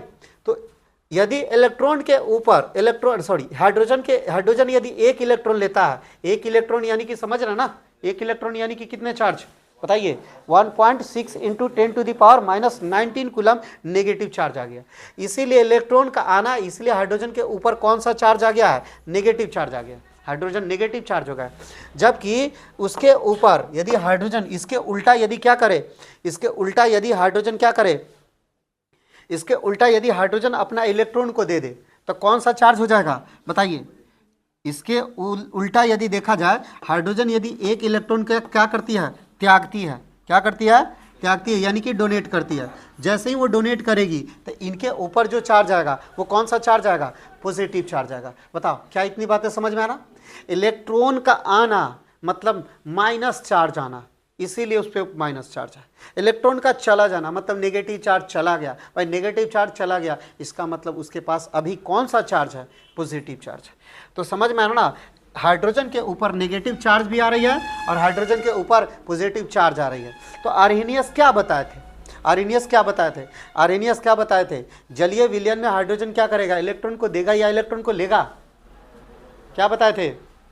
हाइड्रोजन वो त्यागेगा या फिर एक्सेप्ट करेगा, त्यागेगा ना। तो त्यागने के बाद वो किस में कन्वर्ट हो जाएगा, तुम ही सोच के देखो। त्यागने के बाद उसका इलेक्ट्रॉन घट गया ना, तो इलेक्ट्रॉन घट गया तो अब उस पर कौन सा चार्ज आएगा, पॉजिटिव चार्ज। इसीलिए हाइड्रोजन अपने इलेक्ट्रॉन को त्याग देते हैं, कब, जब उस एसिड को किस में डाला जाएगा, जल में डाला जाएगा। तब डालते ही हाइड्रोजन अपने सारे इलेक्ट्रॉन को त्याग करके, ठीक है ना, वो किस में कन्वर्ट हो जाएंगे बताइए, प्लस आयन में कन्वर्ट हो जाएगा। क्या इतनी बातें क्लियर हुई, क्या ये चीज समझ में सबको आया। चलिए, एसिड के बारे में तो आप जान नहीं रहे। एसिड नीले लिटमस पेपर को क्या करेगा बताइए, एसिड नीले को क्या करेगा। यदि नहीं याद है तो याद, एक बात याद रखिएगा, है ना, अम्ल, है ना, अम्ल, अम्ल का जो अंतिम अक्षर है वो क्या है, ल है ना। अम्ल का अंतिम अक्षर है क्या चीज, ल। और लाल का जो अंतिम अक्षर है वो भी क्या है, ल है, ठीक है। लाल का भी अंतिम अक्षर ल है, तो दोनों के ही अंतिम अक्षर ल है। इसका मतलब अम्ल, इस बात से यहाँ से याद रखिएगा, आप एक ट्रिक बना लीजिए। अम्ल का अंतिम अक्षर ल है, ल मीन्स क्या हो जाएगा, लाल, यानी कि अम्ल किस में बदलने का काम करेगा, लाल में ही बदलने का काम करेगा। तो नीला है तो किस में बदल देगा, लाल में बदल देगा, और लाल है तो किस में बदल देगा, लाल में ही रहेगा, ठीक है, लाल को लाल में ही बदलेगा, तो लाल को लाल में बदल के लाल ही तो रखेगा ना, नहीं समझे, मतलब लाल में है तो लाल ही बदलेगा, यानी कि उसमें कोई परिवर्तन नहीं आ रही है, ठीक है, लाल है तो लाल ही रहेगी, उसके कोई परिवर्तन, लेकिन नीले किस में कन्वर्ट हो जाएंगे, लाल में। अम्ल का चूंकि अंतिम अक्षर क्या है, ल, इसीलिए अम्ल के बारे में पूछा जाए, एसिड नीले लिथमस पेपर को किस में बदलेगी, तो लाल में। अब अम्ल का याद हो गया है तो इसका उल्टा आपको क्षार का भी याद हो गया होगा, क्षार का याद नहीं हो जाएगा, अम्ल बदलेंगी लाल में तो क्षार बदलेंगी किस में, नीला में, यही तो होगा ना, एक का याद रखिए दूसरे का उसका जस्ट अपोजिट हो जाएगा। क्या इतनी बातें क्लियर हुई? चलिए, तो यहाँ से आपको ऑब्जेक्टिव क्वेश्चन भी याद होते चला जा रहा है और याद करते चलिएगा इन सभी चीज़ों को। अब हम आते हैं, ठीक है, क्या इसको रहने दें, टाइम कितने तक रिकॉर्ड हो चुका है जरा देखना,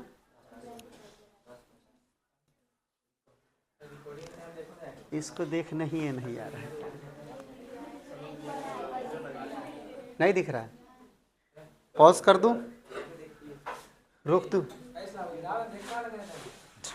एक काम करते ना, सुनिए, किप साइलेंस है, शांत रहो, एक काम करते ना, एसिड को खत्म कर लेते हैं, आएंगे उस वक्त तो किसको पढ़ेंगे, बेस को, ठीक है, एसिड को खत्म कर लेते हैं, आएंगे तो उस वक्त बेस को पढ़ लेंगे।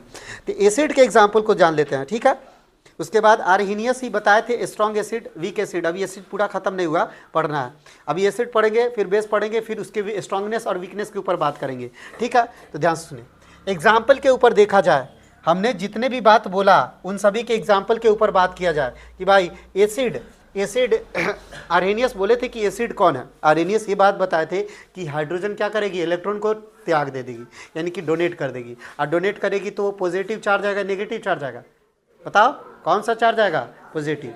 तो देखो एसिड को जैसे ही वाटर में डाला गया, एक्यूमिस एक्वा सॉल्यूशन, यानी कि जलीय विलयन, किसके जलीय विलयन, तो अम्ल और जल के जलीय विलयन, यदि इनके जलीय विलयन में है ना HCl को जैसे वाटर में डाला जाएगा तो ये हाइड्रोजन अपने एक इलेक्ट्रॉन को किसको डोनेट कर देगी, क्लोरीन को, और ये क्लोरीन को डोनेट करने के बाद ये किस में बदल जाएगी, H+ आयन में परिवर्तित हो जाएगी, यानी कि चेंजेस हो जाएगा। बताओ क्या इतनी बातें समझ में है ना, क्योंकि क्लोरीन को कितने इलेक्ट्रॉन की नीड है, एक, इसीलिए वो एक इलेक्ट्रॉन को एक्सेप्ट भी कर लेगा, हाइड्रोजन एक इलेक्ट्रॉन को डोनेट भी कर दिया, और डोनेट करके ये किस में कन्वर्ट हो जाएगा, आयन में परिवर्तित हो जाएगा।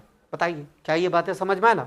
उसी तरह से H2SO4 को देखा जाए तो ये इनमें 2 हाइड्रोजन है, कितना हाइड्रोजन, 2 हाइड्रोजन, और SO4 में आपको कोई हाइड्रोजन नहीं दिख रहा, यह हाइड्रोजन है, SO4 में कोई हाइड्रोजन नहीं, तो ये दोनों हाइड्रोजन मिलके SO4 को क्या कर देगा, इलेक्ट्रॉन देगा, और चूंकि SO4 की वैलेंसी कितनी है, -2, कितनी है, मतलब उसे नीड कितनी की है, SO4 को कितने इलेक्ट्रॉन की नीड है, 2 इलेक्ट्रॉन की नीड है।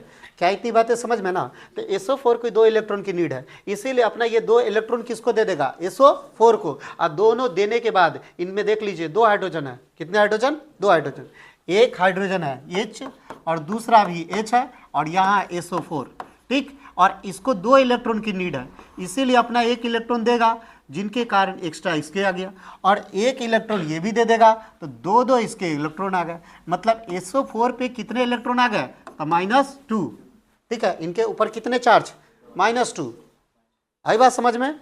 अब यदि देखा जाए तो हाइड्रोजन के ऊपर जो चार्ज आएगा वो कौन सा चार्ज, नेगेटिव चार्ज आएगा। क्या इतनी बातें, सॉरी पॉजिटिव चार्ज आएगा। तो हाइड्रोजन अपना इलेक्ट्रॉन को डोनेट किया है, और डोनेट करके ये किस में कन्वर्ट हो जाएगा, इलेक्ट्रॉन का जाना मतलब नेगेटिव चार्ज का चला जाना, नेगेटिव चार्ज का चला जाना मतलब अब कौन सी चार्ज बची है उस पर, पॉजिटिव चार्ज। तो हाइड्रोजन दोनों के दोनों किस में कन्वर्ट हो जाएगा, पॉजिटिव चार्ज में कन्वर्ट हो जाएगा। मेरी बातें क्लियर हुई, क्या ये बातें सबको समझ में आई। चलिए अब एक और एग्जाम्पल देखिए, HNO3 नाइट्रिक एसिड, ये भी क्या कर रही है, ये भी क्या कर रही है, बताइए, ये भी हाइड्रोजन अपने इलेक्ट्रॉन को क्या कर रही है, डोनेट कर रही है। तो NO3 की कितनी वैलेंसी, -1, ठीक है ना, NO3 की वैलेंसी 1 है, इसीलिए क्या करेगी, 1 इलेक्ट्रॉन को ले लेगी, और हाइड्रोजन अपना 1 इलेक्ट्रॉन को क्या कर देगा, डोनेट कर देगा, इसीलिए इसके ऊपर कौन सा चार्ज आएगा, चार्ज चला गया नेगेटिव, तो सारे के सारे नेगेटिव चार्ज चले गए, तो बच क्या गया, पॉजिटिव चार्ज। इसीलिए सब के सब H+,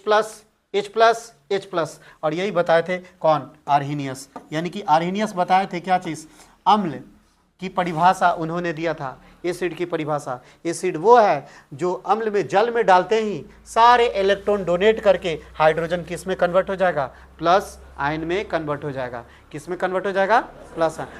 ले लेता हाइड्रोजन, लेके नेगेटिव हो सकता था, लेकिन ले नहीं रहा, ये दे रहा है, और दे के ये किस में कन्वर्ट हो रहा है, धनात्मक बदल रहा है, यानी कि पॉजिटिव में, आयन में कन्वर्ट हो रहा है। ये आर्हीनियस इस बात को बताए थे। क्या इतनी बातें क्लियर हुई, समझ में आई सबको? चलिए अब ध्यान से देखिए और आगे देखिए, और भी हम चीज़ों को आगे देखते हैं, ध्यान सुनिए। अब आपके सामने 2 एग्जाम्पल और ले रहा है, ठीक, 2 एग्जाम्पल और ले रहा है, इसको देखिए। HCO3, ठीक है, HCO3 सॉरी CH3COOH, ठीक है, ये कार्बोक्सिलिक एसिड है, ठीक है, ये सभी के सभी कार्बोक्सिलिक एसिड है, ठीक, समझ में आ रहा ना? अब इस बात को समझे, CH3COOH और CH3COOH, तो यहाँ कार्बन कितने हैं, 2, और 2 कार्बन है तो 2 को क्या बोलोगे, मेथ या एथ, क्या बोलोगे, एथ। मेथ मीन्स क्या होता है, 1, और एथ मीन्स क्या होता है, 2, तो कितने कार्बन, 2, तो इसीलिए है ना COOH को बोलेंगे। देखो COOH जहां लग रहा है इसमें भी COOH है, ये सब के सब एसिड है, ये सब के सब क्या है, एसिड है। तो ये भी एसिड है, ये भी एसिड है, लेकिन ये कौन सा एसिड है, क्योंकि 2 कार्बन है, तो 2 कार्बन है तो कौन, 2 कार्बन को क्या बोलेंगे, एथ या मेथ, एथ, तो ये हो गया एथेनोइक। और 1 कार्बन है तो यह क्या बोलेंगे, मेथेनोइक। ओइक लगाना है, एसिड में क्या लगाओगे, ओइक, क्या लगाओगे, ओइक। तो ये कौन सा एसिड होगा बताइए, एथेनोइक एसिड, और ये क्या होगा, मेथेनोइक एसिड।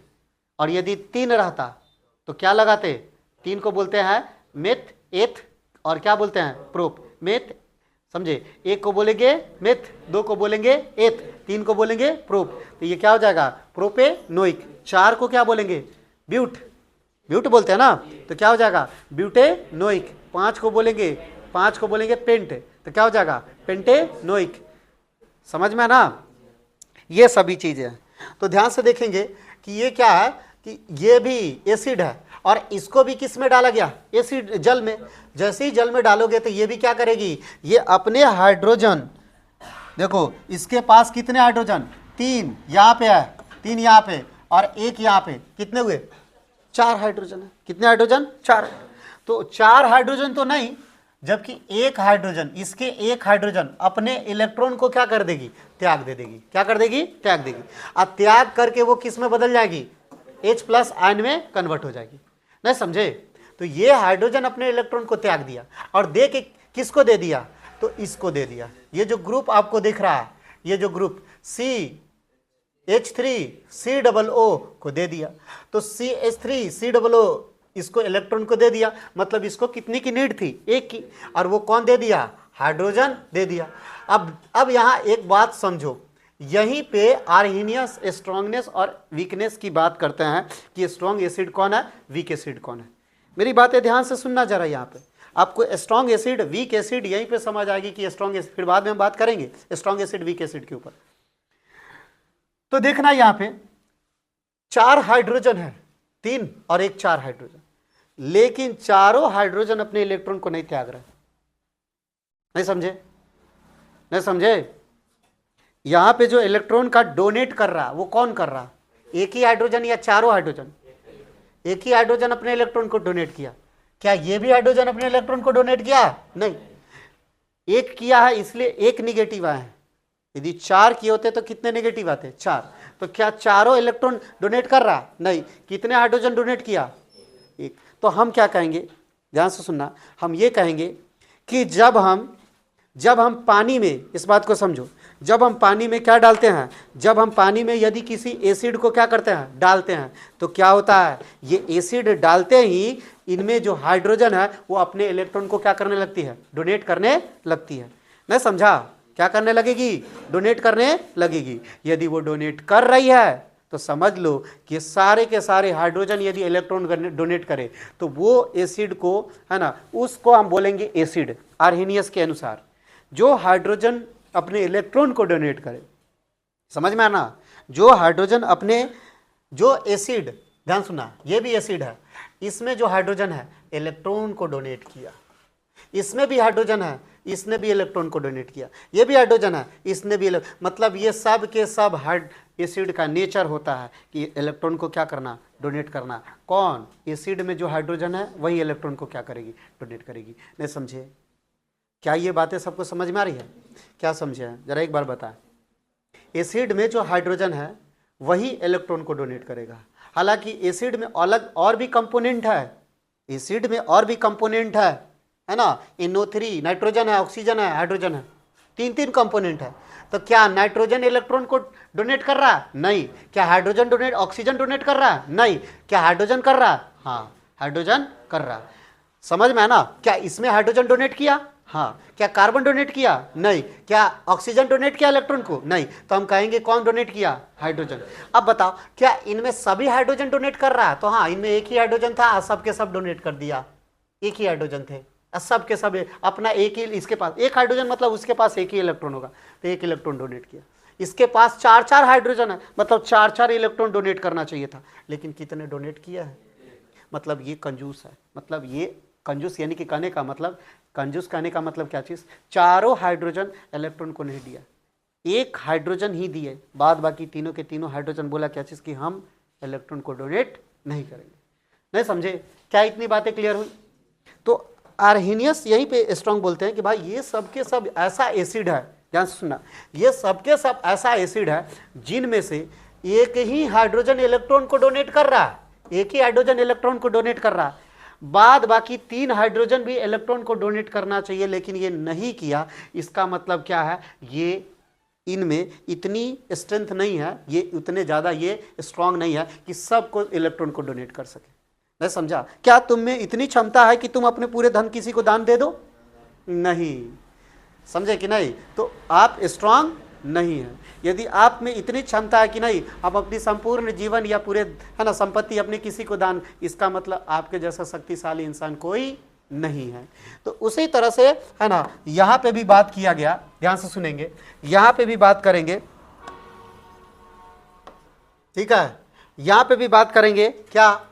तो एक बात यहां समझेंगे, कौन सी बात है?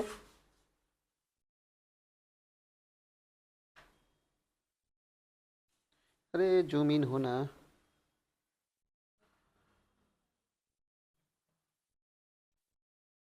इस मोबाइल में खास बात है, एक बार जूम आउट हो गया तो जूम इन नहीं होगा, और उसमें खास बात है, कुछ जूम आउटे नहीं होता।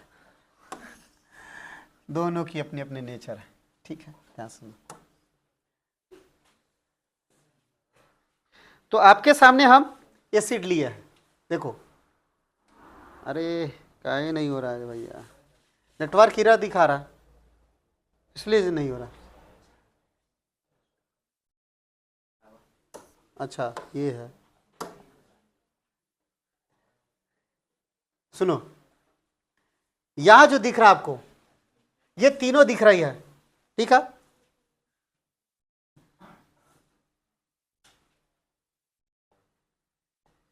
ये जो तीनों दिख रहा, ठीक है, ये तीनों एसिड, ये तीनों एसिड में जो हाइड्रोजन था, ठीक है, यहां पे आपको कोई हाइड्रोजन नजर आ रहा है? बताओ तो, आ रहा है क्या? नहीं, ठीक है। अब देखो ये जो हाइड्रोजन है, इसमें देखो, दिख रहा? क्या दिखा तुम्हें? तो ये जो हाइड्रोजन है, इस हाइड्रोजन में क्या है? इस हाइड्रोजन में आपको क्या दिखा कि ये हाइड्रोजन अपने इलेक्ट्रॉन को डोनेट किया, ये भी सब डोनेट कर रहा है, लेकिन इनमें सभी हाइड्रोजन डोनेट किया, लेकिन इसमें एक हाइड्रोजन डोनेट किया और कुछ हाइड्रोजन डोनेट नहीं किया। मैं समझा? तीनों को करना चाहिए था, सब के सब डोनर बनना चाहिए, डोनर एक तरफ, एक्सेप्टर एक तरफ, लेकिन ये हाइड्रोजन डोनर में नहीं आ रहा है, किस में आ जा रहा है? एक्सेप्टर में आ रहा है। तो जो हाइड्रोजन को डोनेट करे ये सब के सब ऐसे एसिड कहलाएंगे, कैसा? स्ट्रॉन्ग। क्या कहलाएगा? Strong acid. किसके अकॉर्डिंग? आर्हेनियस के अकॉर्डिंग। तो आर्हेनियस इस बात को बताते हैं, जो अम्ल जल में हाइड्रोजन को त्याग करे, ठीक है, हाइड्रोजन को क्या करे? हाइड्रोजन आयन को क्या करे? त्यागे, या फिर यूं करो कि जो हाइड्रोजन इलेक्ट्रॉन को क्या करे? त्यागे, वे सब के सब वो सब के सब एसिड होगा, लेकिन यदि सबसे ज़्यादा आयन त्यागता है तो वो स्ट्रॉन्ग एसिड होगा। लेकिन ये सबसे ज़्यादा नहीं त्यागना चाहिए था इन्हें। कितने? 4 है तो 4 त्याग देना चाहिए था। 4 हाइड्रोजन थे इसके पास, देख लो, 1 हाइड्रोजन यहाँ पे है, 3 हाइड्रोजन यहाँ पे है, 4 हाइड्रोजन है, मतलब 4 इलेक्ट्रॉन त्यागने चाहिए था। लेकिन कितना त्यागा? 1। अब बाद बाकी नहीं त्यागा। इसका मतलब ये सब के सब कंजूस यानी कि वीक। क्या कहलाएगा? वीक। तो इसके अनुसार से ये क्या हुआ? Weak acid. क्या होगा? Weak acid. ये क्या होगा? Strong acid. स्ट्रॉन्ग को बोलेंगे प्रबल। क्या बोलेंगे? प्रबल। और इसको बोलेंगे कैसा? दुर्बल। कैसा बोलेंगे? दुर्बल। इसीलिए इतने ये सब स्ट्रॉन्ग है ना, अब इनको जल में डालोगे ना तो इतनी ज़्यादा ये खतरनाक है कि जल में डालते ही है ना, ये है ना कभी छलक के बाहर आ सकती है। देखो अम्ल को ना अम्ल की बातें समझो, इनकी कुछ है ना सावधानियां समझो। यदि मान के चलो आपके पास एसिड है, ठीक है, एसिड है, तो गलती से इस एसिड में पानी नहीं डालोगे। समझे? एसिड में पानी नहीं डालोगे। हाँ, पानी में एसिड डाल सकते हो। समझ में आया? तो तुम कहोगे कि क्या फर्क पड़ता है, तरबूजा यदि चाकू पे गिरे या चाकू तरबूजा पे गिरे, कटेगा तो एक ही। समझे ना? लेकिन वो वाली बात यहां नहीं होती है। यहां क्या है, इस बात को समझो। यदि हम अम्ल में पानी डालेंगे तो अम्ल क्वांटिटी में ज्यादा है, और जो पानी डालेंगे क्वांटिटी में थोड़ा थोड़ा करके डालेंगे। तो ज्यादा क्वांटिटी में यदि हम जल थोड़ा थोड़ा करके डालेंगे तो ये क्या होगा? हीट जनरेट होगी, लेकिन उतना ज्यादा हीट जनरेट नहीं होगी। क्या इतनी बातें समझ में आ रहा ना? किस में? यदि एसिड को किस में डालेंगे? वाटर में डालेंगे तब उतना ज्यादा, क्योंकि वाटर है, इसमें थोड़ा थोड़ा करके एसिड डालेंगे तो कोई उसमें चेंजेस नहीं आएगा। लेकिन ज्यादा एसिड है और कम पानी डालो तो कॉन्सेंट्रेशन किसका ज्यादा है? एसिड का कॉन्सेंट्रेशन क्या है? ज्यादा सांद्रता का है। और थोड़ा भी एक बूंद भी पानी गिरा या फिर पानी गिरेगा तो छलक के बाहर आ जाएगा, और छलक के बाहर आ गई या फिर जो बर्तन है वो फूट सकती है। जो शीशे के बर्तन में, एसिड को 2 ही बर्तन में रखते हैं, वो या तो प्लास्टिक या तो किस में? शीशा वाले बर्तन में रखते हैं, ठीक है, ग्लास में रखेंगे, 2 ही बर्तन में रखेंगे। समझ में आ रहा ना? 2 ही बर्तन में रखते हैं। इस हालांकि बोतल क्या कांच वाला में बोतल में रखा जाता है ज़्यादातर, लेकिन है ना इसकी प्रोटेक्शन वहाँ पे नहीं हो पाती है क्योंकि कांच फूट जाता है जल्दी। इसलिए देखे होंगे क्या चीज़ की एसिड को प्लास्टिक, ये सभी प्लास्टिक के बोतल में, शीशा के बोतल में रहता है, कब तक कितना गिर के आपस में टकरा के टूट गई होती। समझ में आना? तो ये सभी चीज़ है। तो जब भी याद रहे, एसिड में पानी डालना है या पानी में एसिड डालना है? बोलो। पानी में एसिड डालेंगे। जिसकी सांद्रता ज़्यादा है, ठीक है, तो जल की सांद्रता ज़्यादा होना चाहिए और अम्ल की सांद्रता क्या चीज़? कम। क्या इतनी बात है? समझ में आया? अब ऐसा नहीं कि अम्ल की सांद्रता ज़्यादा और जल की सांद्रता क्या चीज़? कम। तब पता चलेगा कि जैसे डालोगे है ना तो बहुत ज़्यादा हीट जनरेट होगी। इतनी ज़्यादा हीट जनरेट होगी और ये एसिड निकल के बाहर आएगी, आपके शरीर पे पड़ सकती है। ठीक, बात समझ में आया? तो ये सभी चीज़ें हैं। और वीक और स्ट्रॉन्ग समझ में आया कि वीक एसिड कौन होगा, स्ट्रॉन्ग एसिड कौन होगा? तो अभी के लिए हम इतना ही ये करते हैं, ठीक है, उसके बाद में देखेंगे। बंद कीजिए, चल इसको अपलोड करो। रुका।